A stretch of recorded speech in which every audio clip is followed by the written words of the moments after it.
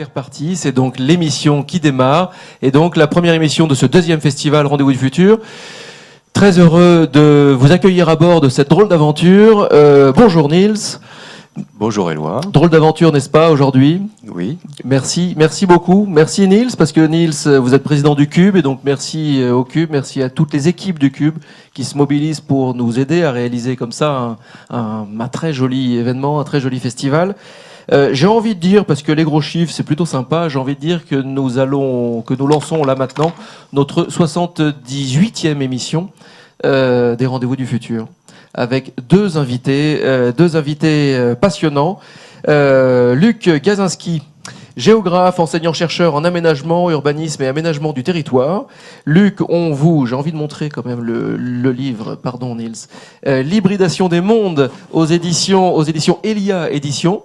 Oui, mais là, je le montre ouvert parce que Niels a l'habitude de corner les pages tellement il travaille les livres. Donc voilà, l'hybridation des mondes, avec une préface de Théodore Zeldin, Luc Gazinski, et Yves Poilane. Bonjour. Bonjour Yves, directeur de Télécom Paris Tech, membre du Conseil national de numérique. Merci messieurs de vous prêter au jeu de ce Rendez-vous du Futur, au jeu de ce festival, parce que le festival apporte quelque chose que les soirées des Rendez-vous du Futur n'ont pas. C'est ce côté un peu foufou, c'est ce côté un petit peu dialogue endiablé. Nous avons 40 minutes devant nous. Niels va mener évidemment la barque d'un dialogue qui va nous questionner sur l'innovation, sur les frontières, sur l'hybridation des mondes, etc. etc. Merci à nos partenaires, merci au Digital Society Forum d'Orange, merci à nos amis de la Social Good Week, parce que ce festival a lieu pendant la Social Good Week. Niels, allons-y, c'est parti.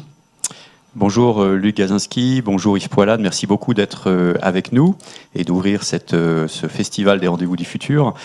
Alors je me tourne vers Luc, vous venez de publier L'hybridation des mondes aux éditions Elia, un livre collaboratif, hybride, qui réunit une quarantaine de contributions sous votre direction. Alors je vous cite, « Pour explorer l'ambitieuse question de l'hybridation des mondes, il nous fallait emprunter d'autres voies et chercher d'autres complices. Ils sont le plus souvent des passeurs et des marginaux séquents, à l'aise dans leur domaine et heureux de se frotter et de se mélanger à d'autres. » Alors je vais les énumérer un peu parce que c'est juste merveilleux.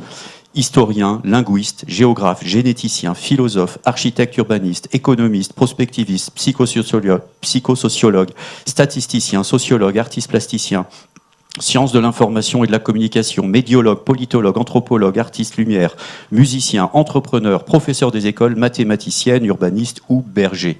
C'est juste merveilleux. Comment avez-vous réussi à réunir tout ce monde aussi hétéroclite ? D'abord, bonjour. Merci de m'accueillir ici. Merci pour l'ambition aussi. Un peu foufou, vous avez dit, donc je ne sais pas si on sera foufou, mais en tout cas, on va essayer de rebondir. Merci pour la présentation de l'ouvrage, auquel vous avez participé aussi, un peu avec un grand plaisir.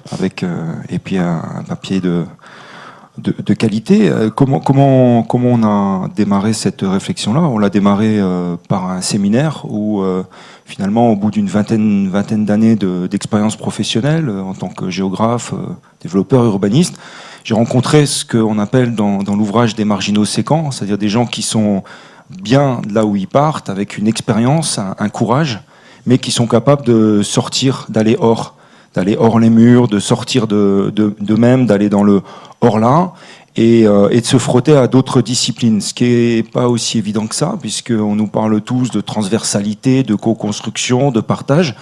Et puis tout simplement, quand vous voulez faire carrière, il faut revenir vers les fondamentaux et le cœur du dispositif.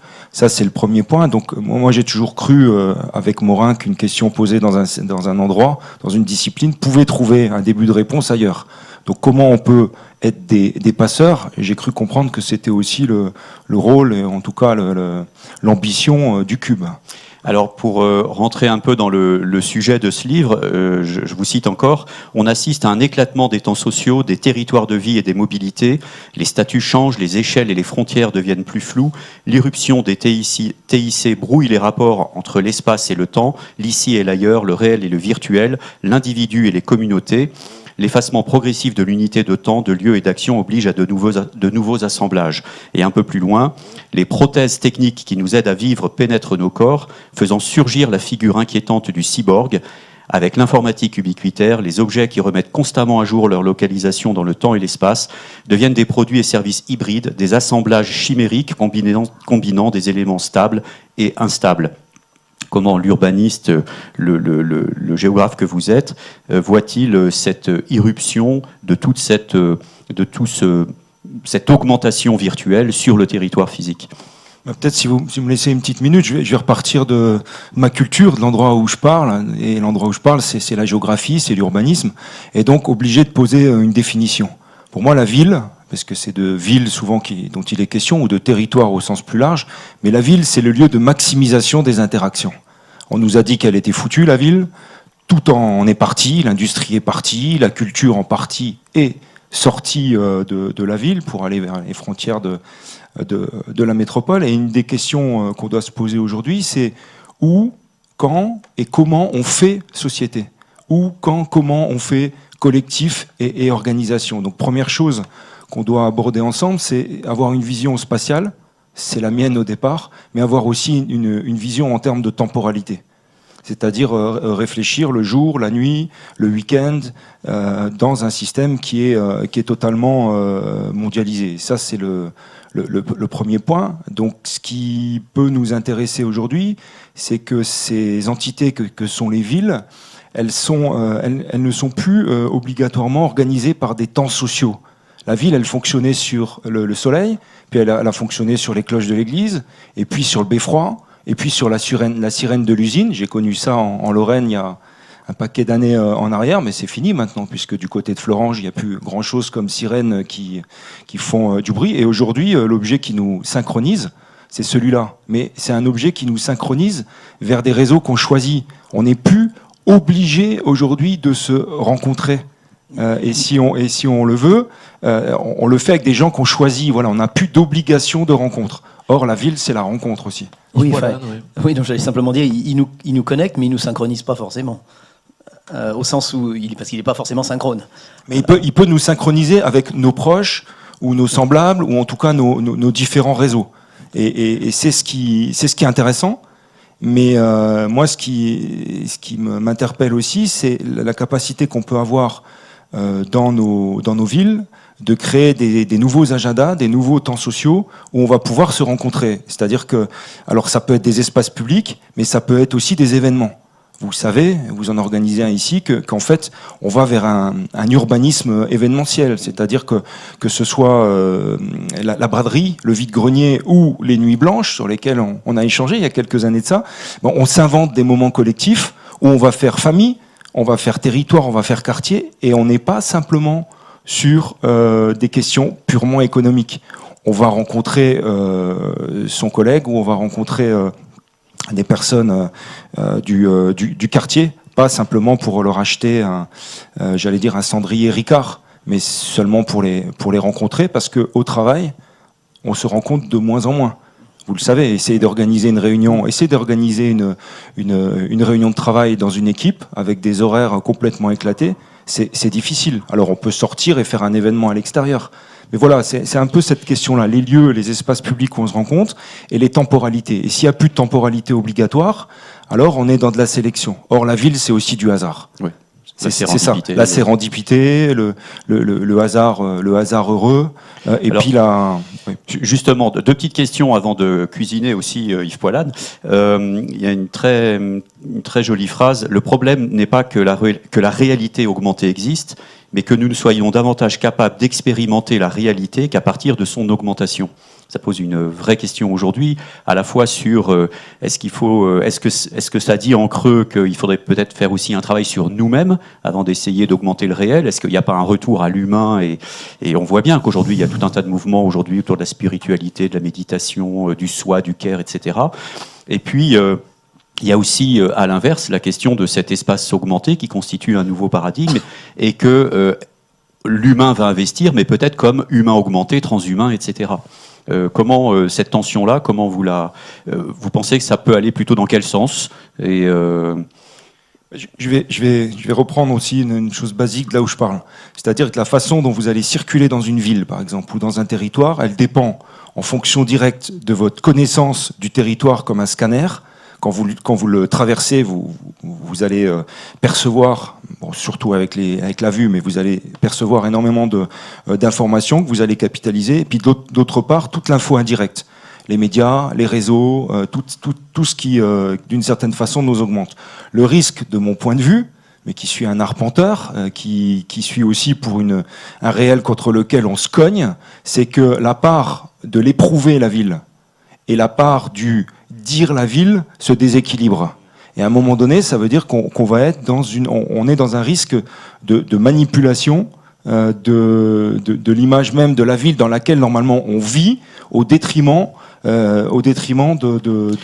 entre guillemets de la réalité, même si je sais qu'elle n'existe pas, que c'est une représentation. Vous me donnez la perche pour l'autre question que je voulais vous poser, c'est cette ville, cet espace physique qui s'augmente de plus en plus avec l'Internet des objets, avec les systèmes de captation, d'analyse, la big data, les technologies empathiques, etc., vont constituer une sorte de matrice numérique servicielle autour de nous, dont on ne pourra bientôt plus se passer parce qu'elle nous rendra service à tout moment, etc.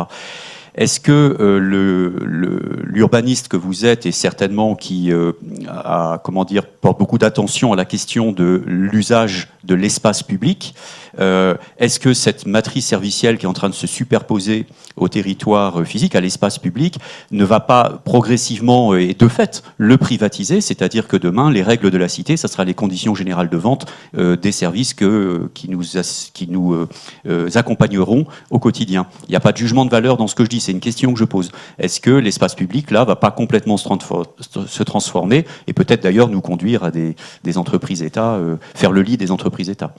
Alors c'est vraiment une question essentielle aujourd'hui dans nos domaines. Elle est posée de façon très forte.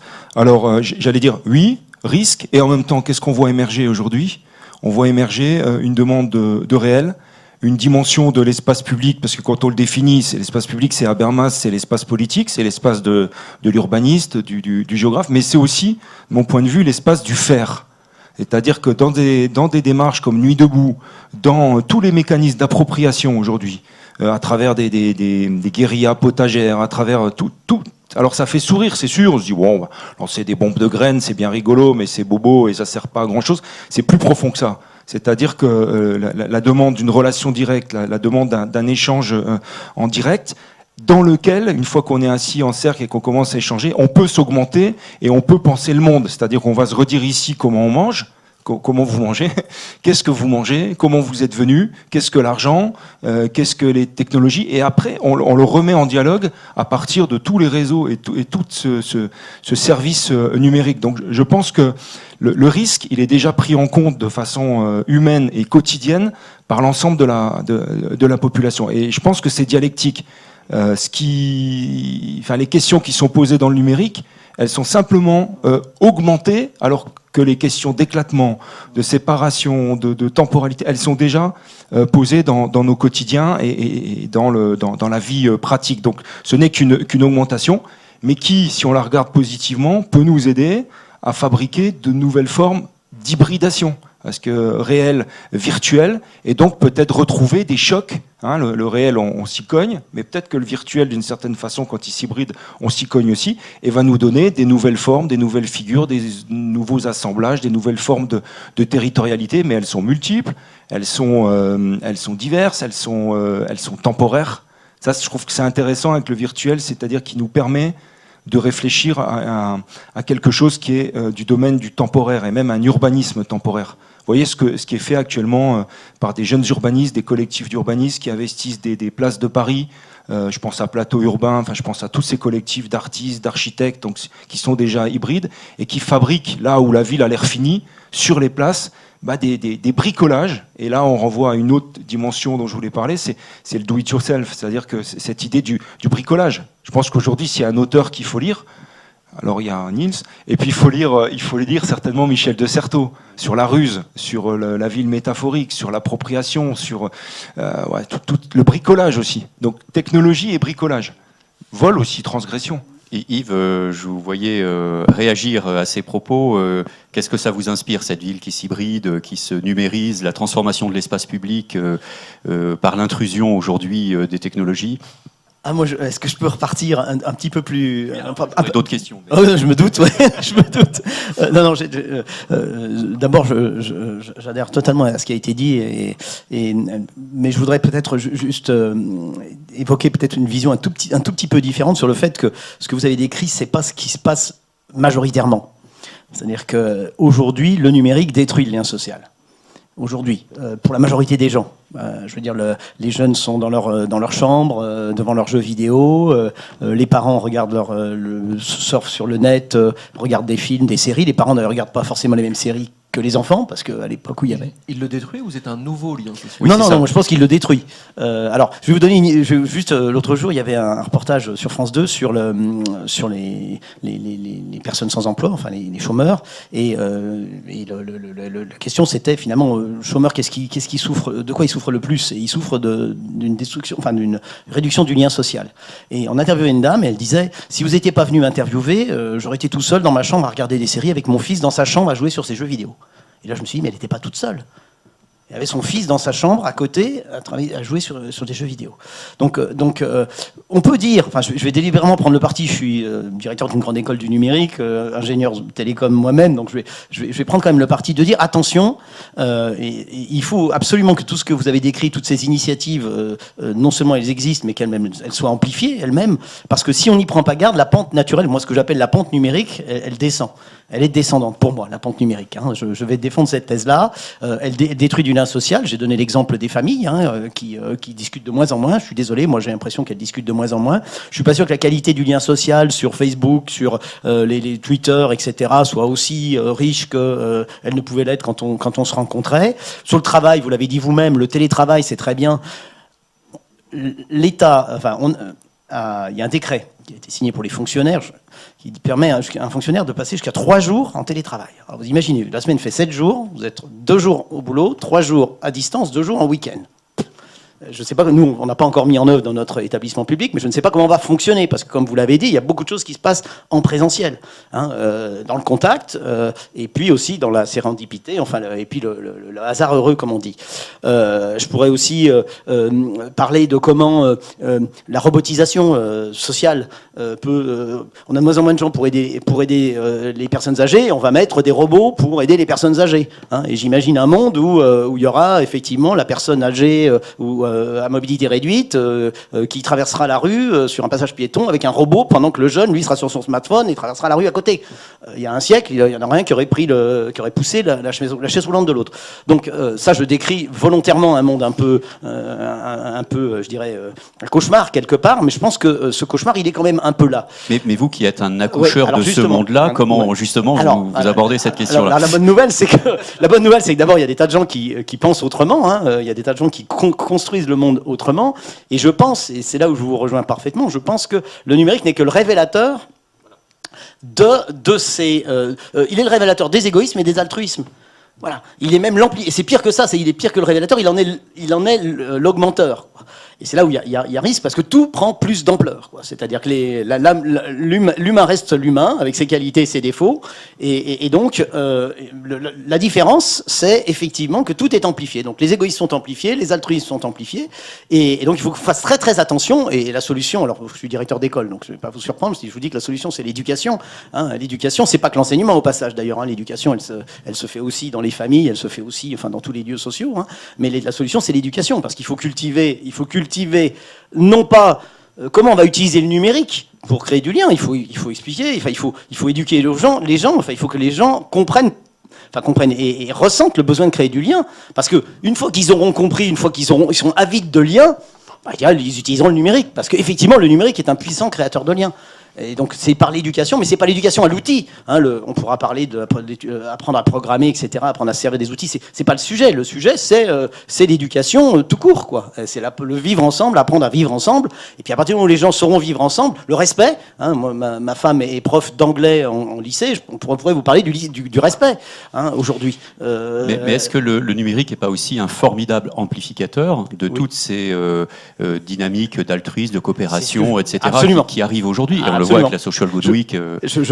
Absolument, c'est ce que je l'ai dit et je suis parfaitement d'accord. Je prenais délibérément le contre-pied pour dire d'une part, attention si on ne fait rien, si on ne fait pas attention, moi je dis il y a quand même une pente. Pour moi, il y a une pente, et la pente elle est descendante et pas ascendante. Et il faut donc cultiver. C'est le sens de la Social Good Week, c'est de cultiver ces initiatives positives pour justement faire en sorte qu'on remonte la pente, quoi. Voilà. J'ai eu le message d'ailleurs de Ismaël Lemoel, le cofondateur de la Social Good Week, qui nous regarde et qui dit juste 100% d'accord. Voilà, hein, donc c'est pour ça, il faut d'autant plus être énergique. Si je suis là cet après-midi, c'est justement parce que je pense qu'il faut surtout pas croire. Il faudrait faire attention. Oui, vous dites que c'est pas magique, quoi. C'est pas magique, quoi. Ça peut être très tentant de dire, excusez-moi, je dis pas qu'il faut pas mettre en avant tout ça. Au contraire, mais il faut avoir conscience de tout ce qui pourrait se passer si on ne faisait rien. Voilà. Et ça, il faut redoubler d'efforts. Et encore une fois, la Social Good Week le fait très bien, etc. Mais il faut redoubler d'efforts parce que quand même, la réalité, je pense que si on faisait une petite observation sur un échantillon de population, je crains. Mais ça, moi, j'ai pas sociologue. Hein, je crains qu'on découvre quand même que statistiquement, il y a plus de gens qui souffrent aujourd'hui de la perte de lien social à cause du numérique que de gens qui en profitent, quoi. Voilà. Et ce qu'il faut, c'est ceux qui en profitent, qui savent comment l'utiliser, expliquent à ceux qui voient le lien social se détruire. On est en plein dans la métamorphose, quoi. C'est-à-dire que comme, je sais plus qui disait ça, Michel Serres, où le papillon est en train de sortir, mais il est encore en train de craquer le cocon. Oui, et alors, puis après, il faut sortir les ailes, il faut savoir où on va, quoi. Donc ça fait beaucoup de travail. Une réaction peut-être. Oui, alors pour clarifier les éléments du débat, j'ai les mêmes craintes. C'est-à-dire si j'ai démarré sur la maximisation des interactions et la question de la rencontre, elle est importante. Mais qui me semble important, c'est qu'on ne soit pas dans une vision du bon vieux temps. Parce que, à mon âge, j'ai connu les repas de famille où le gamin de 12 ou 13 ans, il n'a pas le droit de parler. Donc on était en coprésence.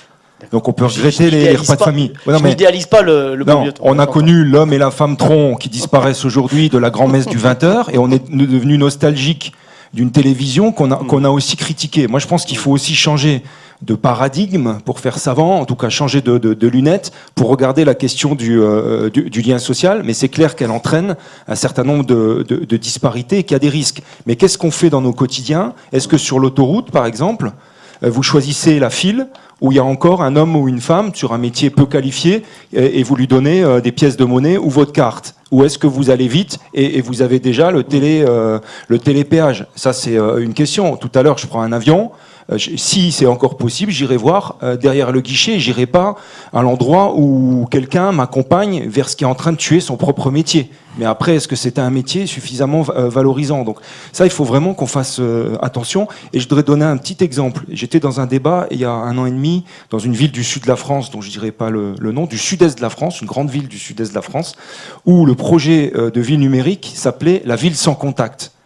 Et à un moment donné, j'ai dit, excusez-moi, monsieur le maire, excusez-moi, tout simplement, je me pose une question, vous, politiques, qui êtes là pour donner du sens, inscrire sur du temps long et faire en sorte que des acteurs différents dialoguent, coproduisent un projet de société urbain et ainsi de suite, vous êtes en train de nous le dire, que vous êtes en train de faire le contraire de ce pourquoi vous avez été élu, c'est-à-dire faire du lien, faire dialoguer et co-construire un projet de société.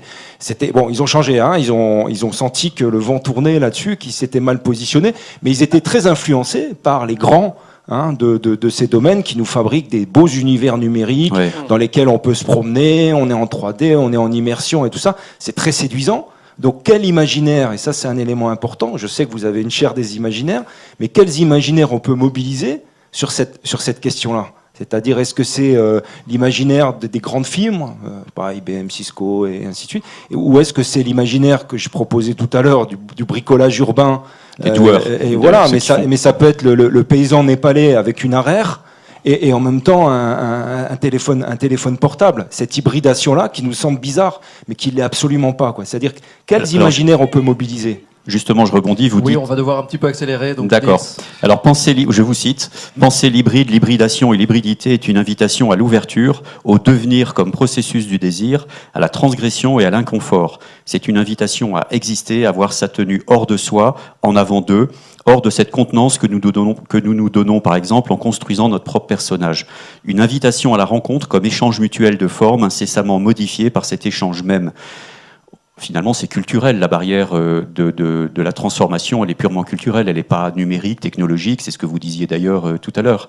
C'est comment on va réinventer la manière de vivre ensemble prendre un terme très galvaudé aussi, mais c'est donc une question politique aussi, de vision de la ville, de la cité. Pour vous, aujourd'hui, c'est quoi le facteur de transformation le plus important ?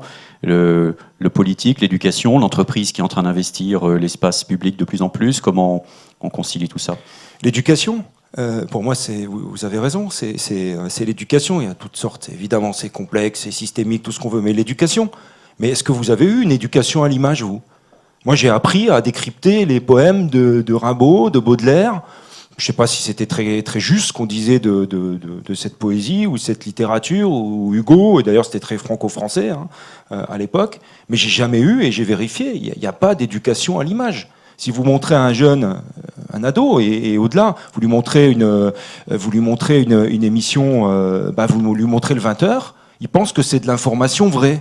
Et on n'a pas été éduqué à ça. Alors, il ne sait pas que c'est un montage, que les gens qui sont interviewés, ils jouent, ils montent les marches du palais. Mais c'est même encore pire aujourd'hui, puisqu'aujourd'hui la technologie s'efface et fusionne avec le réel, donc il y a les mécanismes, on les voit encore moins qu'avant. Je disais ça pour dire qu'on n'a pas fait le passage de Gutenberg à l'image, et maintenant il faut qu'on accélère sur la question du numérique, sinon il y a un risque de décrochage ou d'appropriation qui ne se fasse pas au sein de l'école, qui se fera dans les à côté, quoi. Yves Poilade, vous qui êtes en contact évidemment avec la nouvelle génération. Oui, je crois que un des dangers sur ces questions d'éducation, ou ce à côté de quoi on risque de passer, c'est que quand on pense numérique, quand on dit numérique, on pense à technologie. Et donc le risque, il me semble, c'est que on sent qu'il y a besoin. J'aime bien, l'idée de l'hybridation. Évidemment, vous avez bien compris, je n'idéalise pas ce qu'était le monde il y a 50 ans ou il y a 100 ans, y compris au plan des rapports sociaux. Mais c'est que ça n'est pas qu'une technologie ou une addition de technologie. Et finalement, le risque, ce serait que les gens s'emparent du numérique, et c'est déjà le cas. Dans le système éducatif, et une fois que l'outil dans le numérique, et on met des tableaux numériques interactifs, on donne des tablettes aux étudiants, on leur apprend à programmer, etc. C'est important, c'est important qu'un prof puisse effectivement tirer le profit de la possibilité d'aller sur Internet pour enrichir son cours. Mais le problème, c'est que le numérique est beaucoup plus transformant que ça. C'est beaucoup plus profond que ça. Et je pense qu'un des challenges de l'éducation nationale, c'est d'intégrer l'impact du numérique sur l'économie, sur la société en particulier sur les rapports sociaux, pour aider les jeunes à l'utiliser, et non pas simplement apprendre aux gens à se servir des outils. Ils apprendront à s'en servir de l'outil. C'est pas le sujet. D'abord, ils savent souvent mieux s'en servir avec les profs. Moi, ma femme, c'est ses étudiants qui lui chargent les fichiers, etc. Parce qu'elle est un peu handicapée de ce côté-là. Mais en tout état de cause, non, c'est beaucoup plus profond que ça. Et là, il y a une éducation à faire. Je regardais les programmes des ESP, des écoles de formation des maîtres. Il y a un travail considérable à faire pour former nos formateurs finalement à donner le sens critique, le recul suffisant aux jeunes à tous les niveaux de la scolarité, pour leur permettre d'accueillir le numérique et d'hybrider le monde grâce au numérique. C'est pas qu'une question d'outils, quoi. Le temps file. Oui, alors il y a deux questions. J'ai deux questions que je voulais vraiment poser à Yves. En y répondant rapidement, ça va être très difficile parce que c'est des questions très méta. Mais on fait couvrir des portes. Voilà, la première, c'est que vous pratiquez peut-être toujours la musique de jazz. Oui. Et la question que j'avais en vous, pardon. Vous êtes bien informé, oui. Et la question que je voulais vous poser, c'est qu'est-ce que ça vous a enseigné, le jazz ? Qu'est-ce que ça vous a est-ce qu'il y a quelque chose il y a quelque chose immédiatement en rapport avec ce qui a été dit. C'est le métissage, c'est l'hybridation. C'est-à-dire le jazz est une musique métisse. Je vais pas revenir sur l'histoire du jazz. Il se trouve que un jazzman qui est très en vogue en ce moment et qui est probablement un de ceux que je préfère, c'est en l'occurrence Ibrahim Malouf. Ah oui. Et là, moi, alors évidemment, parler d'Ibrahim Malouf, je connais pas, il n'a pas un détracteur, mais c'est une très belle métaphore finalement du monde et de ce que le monde peut produire de mieux. Mon deuxième jazzman préféré, c'est Stan Getz, qui lui aussi a été un chantre du métissage. Donc voilà, très clairement, je pense que ce que le jazz m'a appris, c'est les vertus du métissage et de l'hybridation. Le fait qu'on ait aussi une culture mondiale, C'est-à-dire que le jazz, c'est aussi le jazz d'aujourd'hui, partie des États-Unis, est aujourd'hui une musique qui appartient à tout le monde. Et je trouve que c'est une très très belle, très riche d'enseignements. Deuxième question très rapidement. Le cinéma est aussi une de vos passions. Oui.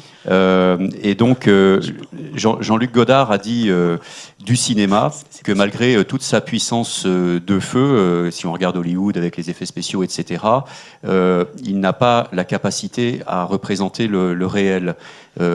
Et j'entendais tout à l'heure que vous travaillez sur l'imaginaire. Est-ce qu'on ne rentre pas avec ce monde de la complexité dans un monde où un nouveau langage, de nouveaux imaginaires justement vont apparaître, imaginaire hybride notamment. Mais est-ce qu'il n'y a pas quelque chose de l'ordre de l'anthropologique? Est-ce qu'on ne va pas vers une rupture anthropologique où l'homme va rentrer peut-être dans une nouvelle forme de perspective comme à la Renaissance, la perspective qui deviendrait ubiquitaire par exemple et qui nous amènerait vers une autre forme de représentation du réel? Est-ce que vous sentez quelque chose comme ça ou pas? Je reconnais bien là, Niels, évidemment. En toute dernière question, en 1 minute, vous lancez comme ça sur un terrain. Donc vous avez 1 minute.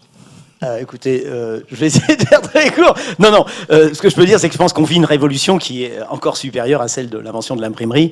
Voilà, c'est-à-dire que de toute façon, oui, c'est pas la représentation du réel qui est en train de changer, c'est le réel tout simplement, et que ça va transformer le réel bien plus que toutes les évolutions technologiques précédentes. Donc voilà, je crois que c'est surtout ça le sujet. Donc, faut pas uniquement le voir comme une question de la représentation du réel. C'est le réel lui-même qui change.